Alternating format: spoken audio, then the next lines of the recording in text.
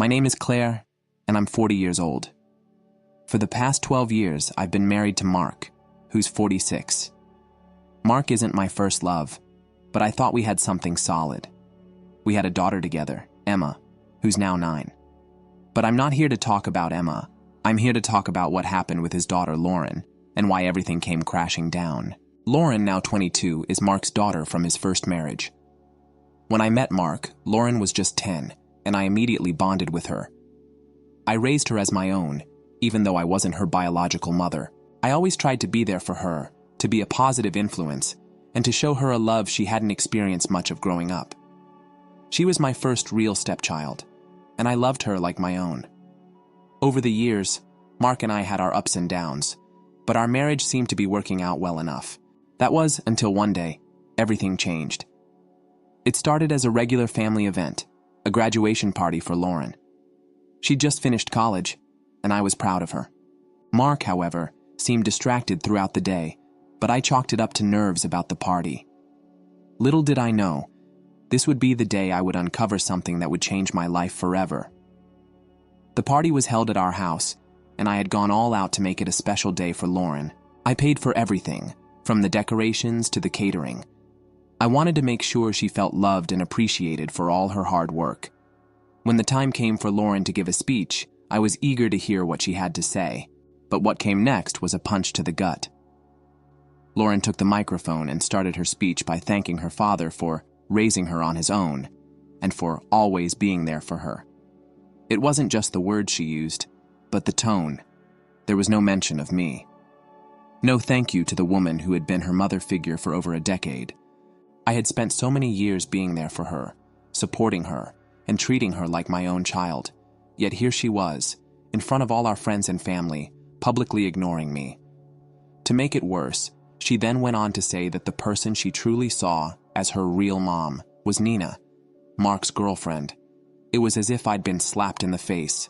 I tried to hold it together, but as soon as Lauren finished her speech, I excused myself and went to our bedroom.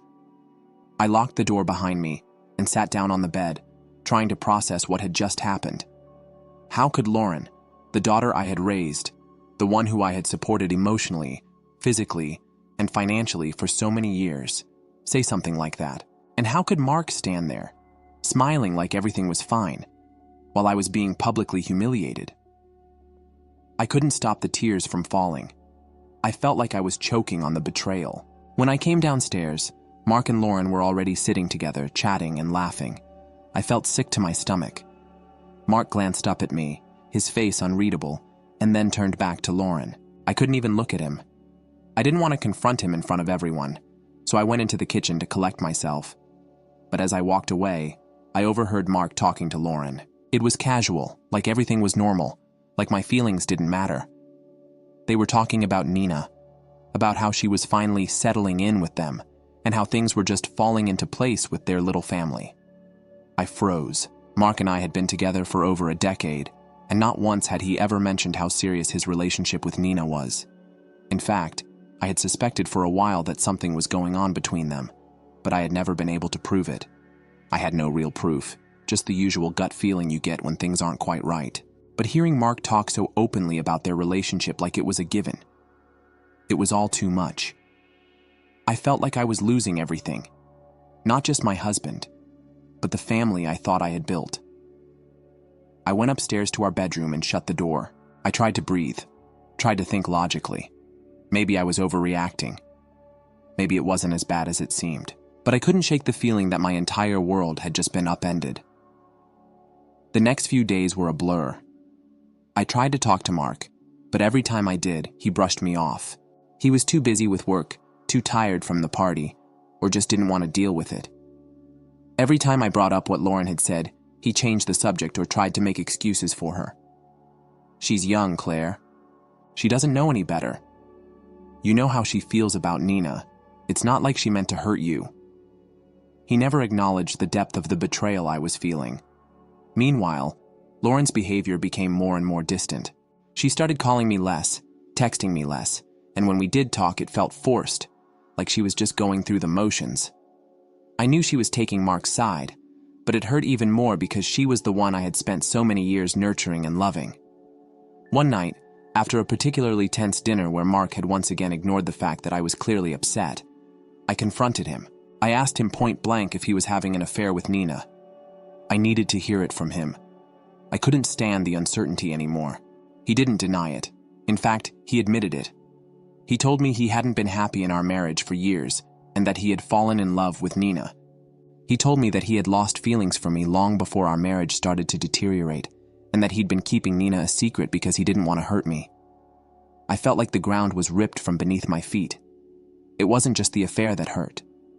It was the realization that everything I had thought was real, everything I had believed about our life together, had been a lie. All those years I had invested in this relationship, in this family, and it meant nothing to him. When Lauren came home from a night out with friends, I confronted her as well. She admitted that she knew about the affair all along. Not only had she known, but she had also helped Mark cover it up. She had been helping him hide his lies from me for months. She knew exactly what was going on, and she never once said a word to me. That was the final straw. I couldn't do it anymore. I couldn't live in a house where I was being lied to by my husband and betrayed by my stepdaughter. I didn't deserve this. I couldn't forgive this. The next day, I packed my things and left. I filed for divorce, demanding alimony and full control of the house. I had spent so many years supporting Mark and his family, only to be tossed aside when he found someone younger and more exciting. It was over, and as much as it hurt, I knew there was no going back. The days after I filed for divorce were a whirlwind. I was still reeling from the emotional wreckage, trying to piece together the shattered remnants of my life. I had given everything for this family.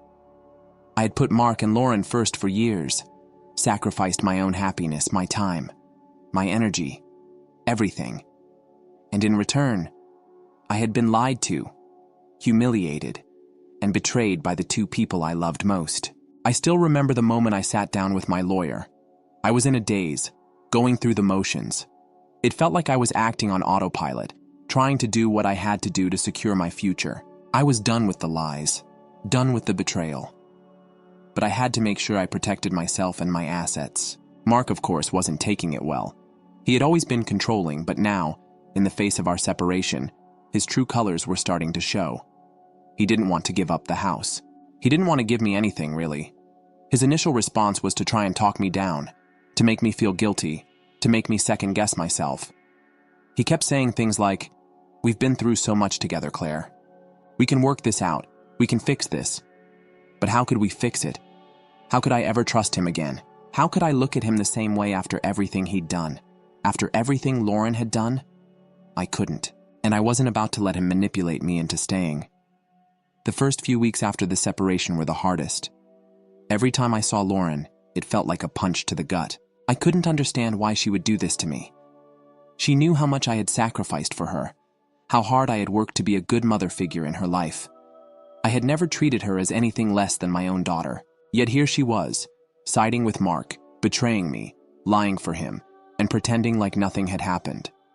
I tried to reach out to her, to talk things through, but every attempt to connect was met with coldness. It was as if she had already made her choice, and it wasn't me. She had chosen her father, and whatever new life he was building with Nina. When I asked her why she couldn't even acknowledge everything I'd done for her, why she couldn't be honest with me, she told me that she felt caught in the middle. She said that she didn't want to lose me, but she also didn't want to lose her father. She told me that things were complicated, that I couldn't understand, but I did understand. I understood all too well. She wasn't caught in the middle. She had made a choice. She had sided with Mark. She had chosen to keep his secret, to protect his affair, to help him cover up the truth. And that was something I could never forgive. The emotional toll was staggering. I spent nights lying awake, staring at the ceiling, wondering where I had gone wrong. What had I done to deserve this? Was I not enough? I eventually stopped asking myself those questions. I realized that none of this was my fault. I didn't create the situation. Mark had. Lauren had. They made their choices. And now I had to make mine. I moved out of our house a few weeks after filing for divorce. I took everything that mattered to me, photos, clothes, personal items, and left behind the place where I had once felt like I belonged. It felt like leaving a life behind, a chapter of my past that I could never return to. But at the same time, it felt liberating. I was free. But the real shock came when Mark pushed back. He was angry, furious even. He didn't want to give me what I deserved. He fought me on every little thing. It wasn't just about the house or the money. It was about control. He didn't want to give up the power, the life we had built together. He tried to manipulate me, to guilt-trip me into backing down, into doing the right thing and letting him keep everything. I stood firm. I knew what I deserved. I wasn't going to let him walk all over me anymore. Lauren didn't contact me after I moved out. She didn't try to reach out, didn't ask if I was okay, didn't even offer an apology. It felt like I was erased from her life. It was as if I had never mattered. As if the years of being a mother to her, of loving her, didn't count for anything. A part of me hoped at first that she would come to her senses, that she would realize how wrong she was and reach out, but that hope faded quickly as time went on. I began to understand that she had made her decision, and there was nothing I could do to change it. A few weeks after I moved out, I received a call from Mark. He was livid. He told me that Lauren had broken down and was asking for my forgiveness. He tried to guilt me again, saying things like, "She's so hurt, Claire. She doesn't know what to do. You can't just shut her out." But I didn't want to hear it. I didn't care anymore. I didn't care about Lauren's pain or guilt. I had my own to deal with. I had been the one betrayed. I had been the one left with the wreckage of our family, while Mark and Lauren played the role of victims. Mark went on to say that Lauren was staying with him and Nina now, that she had moved back in with them. He was telling me all of this like it was some sort of consolation, like it would somehow make me feel better, but it didn't. I ended the call and blocked him. I didn't want to hear any more of his excuses or manipulation. For the first time in a long time, I felt like I was finally taking control of my life. I was no longer going to let Mark or Lauren dictate my happiness.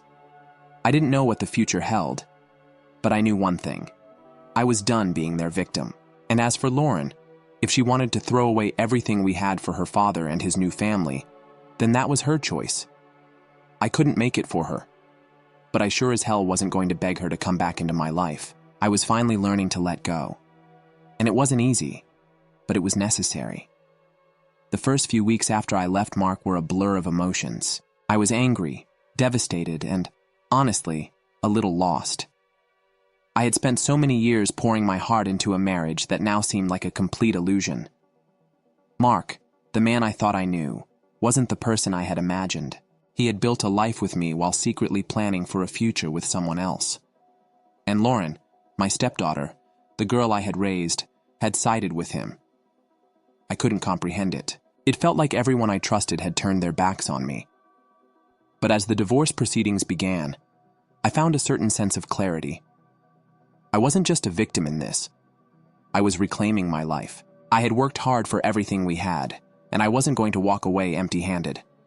I filed for alimony, and most importantly, I demanded to keep the house. The house was where I had spent most of my adult life, where I had raised Lauren, where I had poured my efforts into building something I thought was secure. It felt like the last shred of stability I had, and I wasn't going to let it go without a fight. Mark wasn't happy about the alimony request, or me wanting the house, but he knew deep down he couldn't drag this out forever. I had already started gathering proof. I had texts, messages, and everything I needed to show that Mark had been unfaithful and that he had lied to me for months. He knew I had him backed into a corner, and it made him desperate. What hurt even more was how quickly everything with Lauren fell apart. I wasn't expecting her to instantly come to my side, but the coldness between us was more than I had anticipated. We had always been close. I had treated her like my own daughter, and she had always been the one who came to me for advice, support, or just a hug after a rough day. But now, she was avoiding me. She had her father's back completely, and it seemed like she was already making her way into Nina's life, further pulling away from the family I had worked so hard to build. Then, about a week after I moved out, I received a message from Lauren. At first, I thought it was just another attempt to justify her actions, but I still opened it. She apologized. She said she was sorry for everything, for hurting me, and for betraying me. She admitted that she had known about Mark's affair for months but had kept it to herself. She explained that Mark had been promising her money and a comfortable lifestyle if she kept quiet about the affair and supported him in his new life with Nina. Lauren had never been very good with money, and I guess the promises from Mark were too tempting for her to resist. Her message was full of apologies and explanations. She said she didn't understand what she was doing at the time and that she was starting to see things more clearly. She said she was sorry for treating me the way she had, for never acknowledging all the things I had done for her, for taking Mark's side instead of being loyal to the woman who had been there for her since she was a child. At that moment, I felt a pang of sorrow. Part of me wanted to believe her. I wanted to believe that she was truly sorry, that she had learned from her mistakes. But another part of me, maybe the stronger part, wasn't ready to forgive her. It was hard enough that Mark had betrayed me, but to find out that Lauren had known about it and had actively helped him hide it from me for so long, that was something I couldn't just brush aside. I spent a long time thinking about it, about whether I should reach out to her, whether I should forgive her and try to rebuild some kind of relationship.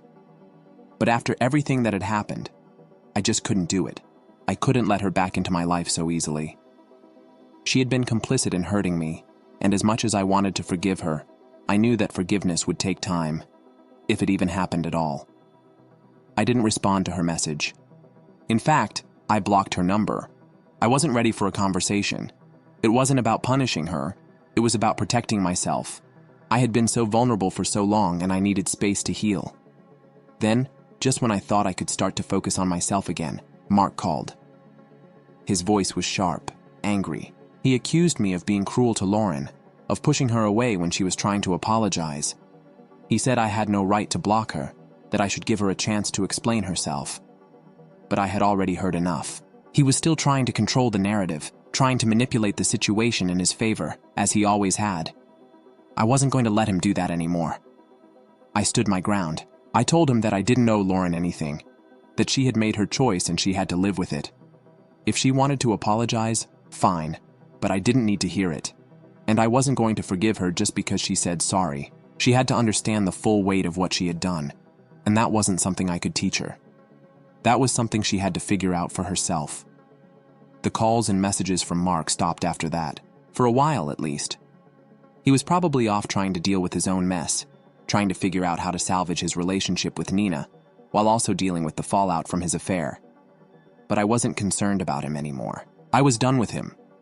I had spent far too many years of my life trying to make him happy, trying to make our family work. But now, I had to focus on myself. As the divorce moved forward, it was clear that Mark was trying to drag his feet.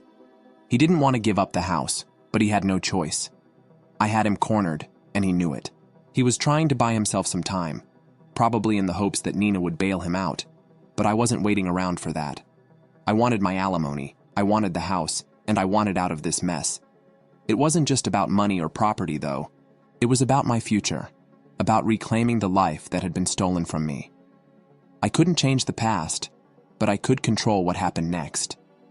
I was finally starting to see a way forward, even if it was just one step at a time. But I still couldn't shake the feeling of betrayal. Mark had been my husband. I had trusted him with everything, and Lauren, the girl I had raised as my own, had turned her back on me, all for a little bit of money and the promise of a better life. How could I ever forgive that? How could I ever trust again?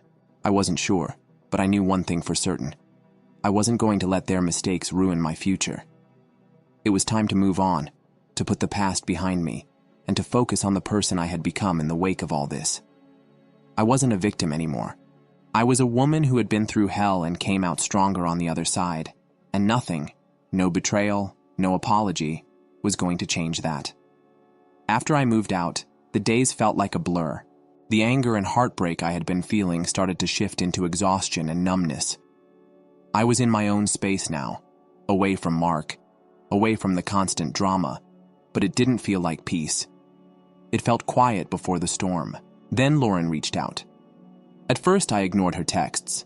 After everything that had happened, I wasn't sure I was ready to hear her side, but she was relentless, and one night I finally caved and opened the first message. "I'm so sorry, Claire. I don't expect you to forgive me, but I need you to know that I didn't understand what I was doing. I was confused and caught up in everything, and I made terrible choices. I could feel the anger bubbling up again. After everything she'd done, how could she expect forgiveness so easily? But as much as I wanted to ignore her, I couldn't help but feel a tiny pang of sympathy. I had raised her like my own. I had given so much, only to have it thrown back in my face by her and Mark. I replied shortly, "You helped him lie to me. You sided with him when you knew how much it would hurt me. I don't know how an apology makes any of that better." She responded quickly, begging for more understanding. "Please, Claire. I don't know where to turn anymore. They kicked me out. I thought you'd understand, but I guess I was wrong." That caught me off guard. I assumed Lauren was still living with Mark and Nina, but apparently things had shifted. I wasn't sure how I felt about this new development, but my curiosity got the best of me, and I asked, "Why did they kick you out?" Her reply came after a long pause. "It's Nina. She's pregnant. They need space for their family. I'm not a part of that anymore. I ended up staying with a friend for now." That hit me harder than I expected. I didn't want to feel sympathy, but I did. I realized that Lauren was essentially being replaced. Mark and Nina were starting a new life, and Lauren was being left behind. But still, she was no angel. She had made her choices, and those choices had consequences. I typed back, trying to keep my voice steady. "You need to take responsibility for your actions. I can't fix this for you, Lauren. You need to figure it out yourself." She kept texting, apologizing, saying how sorry she was for everything, how she had been manipulated by Mark's promises of money, security, and a lavish lifestyle. I couldn't bring myself to care. She wasn't sorry because of the pain she'd caused me. She was sorry because she was now facing the consequences of those choices. Finally, I snapped. I was tired of the endless messages, the constant pleading. I sent her a message that I knew would cut deep, but I couldn't stop myself. "Lauren, you've been bribed, manipulated, and you let yourself be used. You sided with Mark and Nina when you should have been loyal to me. After everything you've done, you don't deserve anyone's forgiveness. I wouldn't blame Mark and Nina for wanting to build their family without you. You're not worthy of being anyone's family." Once I hit send, I felt a mix of relief and guilt. Relief because I finally said what needed to be said, but guilt because I knew it would hurt her. I blocked her number, hoping that would end things. But I knew deep down that it wouldn't be the last I'd hear from her. A few days passed in silence, but then Mark called. "Claire, what the hell did you say to Lauren?" he shouted when I picked up the phone. "I told her the truth," I said flatly. "She made her choices, Mark. She sided with you and Nina over me. I owe her nothing. She's your stepdaughter. You can't say things like that to her," he raged. I took a deep breath, trying to stay calm. "She helped you lie to me for years. She betrayed me, and now she wants my sympathy. Well, I'm done with it." He was silent for a moment, clearly trying to regain control of the conversation. "You're turning everything around on me, Claire. This is your fault, too." I felt the familiar surge of anger flood me. "My fault? You're the one who lied, who cheated, who manipulated her. You did this, not me." Mark hung up after that, and I felt like a weight had been lifted. I was done trying to reason with him, done trying to fix things that were beyond repair. A few days later, I found out Lauren had gone missing for a bit, but she wasn't in any real danger. She had just gone to stay with a friend in the suburbs and stopped responding to messages. I didn't know why she thought I'd worry enough to go after her. But eventually, she reached out again, this time from a new number. "I've been thinking about what you said, and I realize you were right. I've let Dad manipulate me. He promised me money, a lifestyle. I let myself be bought, and I helped him hurt you. I'm so sorry." I read the message and felt nothing. I was tired of the excuses, tired of the manipulation. She had made her bed. Now she had to lie in it. I blocked her again. No more. No more apologies. No more explanations. I had my own life to live. And the truth was, I didn't care if she ever understood the damage she'd caused. It wasn't my responsibility to make her see the light.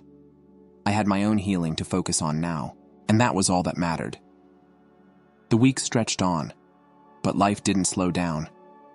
Everything felt like a blur, like I was on a constant chaotic treadmill. Mark's manipulative games didn't stop. He still tried to guilt-trip me at every turn, pushing to settle for less than I was owed, hoping I'd cave in. But I didn't. I was done being the doormat. As the divorce dragged on, things for Mark started to unravel. I'd been hearing whispers from mutual friends about his job. Apparently, he had quietly quit. Not a word to anyone, no grand farewell, just a resignation letter and a decision to vanish. His friends were stunned, as were the people at his office, but they weren't surprised. It was clear to me that Mark was trying to reinvent himself, trying to create a new life, a new narrative where he wasn't the villain. It wasn't lost on me that this change had nothing to do with his newfound desire for self-improvement. No, this was about the mess he had created with me and Nina. I could see it all now. His desperation, his need to cover up the disaster he'd brought into our lives. He was terrified of the consequences, especially once the full extent of his affair became public knowledge. It wasn't just about me anymore. The potential fallout at work was looming, and that was one thing Mark feared more than anything. He started talking about starting his own business. I wasn't shocked. People who don't want to face their consequences often look for a way out, and starting a business was his escape. His plan was to keep the money flowing in, to stay afloat, and maybe even keep his secrets buried. But as far as I was concerned, it was too late. The damage had already been done. I wasn't going to let him get away with treating me like I didn't matter, like I wasn't worth the respect I deserved. The alimony I was requesting was a small price for the years of heartache and betrayal I had endured. I was not going to settle for anything less than what was rightfully mine. Finally, we reached mediation. David had pushed back for months, trying to stall, to delay the inevitable. But it was clear that his options were running out. The new evidence from Lauren's texts and messages had given me an upper hand. I wasn't just fighting for a fair settlement. I was fighting for justice. At the mediation table, he finally gave in. His entire demeanor had shifted. He was no longer the confident, controlling man I had once known. He was anxious, almost pleading, desperate to avoid the public embarrassment of a court trial. He agreed to my terms, admitting that the situation had reached a point where he had no other choice. It was a victory, but not one I could celebrate just yet. I had won the battle, but the war wasn't over. There was still the issue of the house.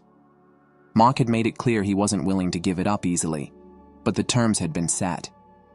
He had to move out, and I was going to take the house. I didn't need to hold on to it, not really, but I wanted it. I had worked so hard to make this place a home, and now it was my turn to enjoy it, free from the suffocating presence of Mark and his lies. I wasn't going to let him walk away without facing the consequences of his actions. Once the settlement was signed, the house became mine. I knew it was time for a change. I didn't want to live in the same house where so many painful memories were tied up. But I wasn't going to sell it either. I had an idea. I would rent it out, let someone else enjoy it, while I moved into something smaller, more fitting for my new life. The thought of renting it out made me feel liberated, like I was finally closing that door for good. Mark could no longer use it as a weapon to control me, to manipulate me. This house was a symbol of our past, and it was time to let it go. But as I was finalizing the details of the settlement, I realized something important. I was free, not just from Mark, not just from the house, but from all the lies, all the hurt. The last few months had been an emotional roller coaster, but it had led me to this moment, the moment I was finally able to take control of my future. I was ready to leave it all behind. I had no more space in my life for Mark, Nina, or even Lauren. It was time for me to rebuild, to focus on myself. And that's exactly what I was going to do. The next chapter of my life was going to be mine, and mine alone. No more looking back. 2 years have passed since everything changed, and I still can't quite believe how far I've come. At first, I was so consumed with anger and confusion that I didn't know how I would ever find my way back to myself. But now, looking back, I can see that the worst thing that ever happened to me also turned out to be the catalyst for the best thing that ever happened to me. In the 2 years since the divorce, I've rediscovered parts of myself I thought I had lost. I've done things I never thought I'd have the courage to do, and for the first time in years, I can truly say that I'm happy. At least, happier than I ever was with Mark. I've been traveling a lot. That's something I never had the time or energy for when I was married. Mark hated travel. and Lauren never seemed interested in doing much outside of her little bubble. So I stayed home. I played the role of the supportive wife and stepmother, and I put my own desires on the back burner. But now, I've got the freedom to go wherever I want. Whether it's a weekend getaway or a week-long adventure, I've been exploring the world on my terms. I've made new friends in different cities, and for once, I feel like I'm truly living instead of just existing. I also started taking better care of myself. I joined a gym and have been working out regularly. It's not just about losing weight, it's about feeling strong, both physically and mentally. For years, I let myself go, caught up in the whirlwind of marriage and family life, but now I feel healthier than I ever have. I've also started cooking healthier meals, something I always wanted to do but never had the time or motivation for while I was married. And the best part, I've been truly enjoying my own company.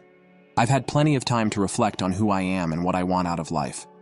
I don't need anyone to complete me, and that's an incredibly liberating feeling. I've stopped feeling like I'm in some sort of race to build a picture-perfect life. I've learned to appreciate the quiet moments and the small joys, like reading a book on a lazy afternoon, or just sitting in a coffee shop people watching. For the first time in a long time, I'm comfortable in my own skin. I've had a few interactions with Lauren since the divorce, but they've been minimal. She still sends me messages on my birthday or during the holidays, but I haven't responded. It's not that I'm angry with her anymore. I'm just not interested in reopening that chapter. I've forgiven her, in my own way, but I can't pretend like everything's fine when it's not. She made her choices, and she has to live with them. I've let go of the anger, but I don't need to let her back into my life. Mark, on the other hand, is a different story. I hear bits and pieces through mutual friends about how he and Nina are doing. From what I gather, things aren't great. Their relationship seems to be built on the shaky foundation of lies and secrets, and it's starting to crumble. Mark's business isn't doing well, and Nina, who had once seemed so sure of herself, is getting frustrated. I don't take any joy in their struggles. It's not my business anymore. But I can't deny that there's a part of me that feels a little vindicated. After everything he did to me, it's hard not to feel like maybe, just maybe, the universe is serving him some justice. I'm not perfect. I have my moments of doubt, and sometimes the weight of everything I've been through still lingers. But I'm at peace with where I am now. I've built a life for myself that I'm proud of, and I'm not looking back. The future is wide open, and I'm not afraid of it anymore. If anything, I'm excited. As for Mark and Lauren, well, I don't know what their futures hold, but I do know that I'm no longer a part of it. They made their choices, and I made mine. My choice is freedom, and I'm not giving that up for anyone. The past 2 years have been a whirlwind, but now, I can finally say that I'm exactly where I need to be. Happy, free, and living life on my own terms.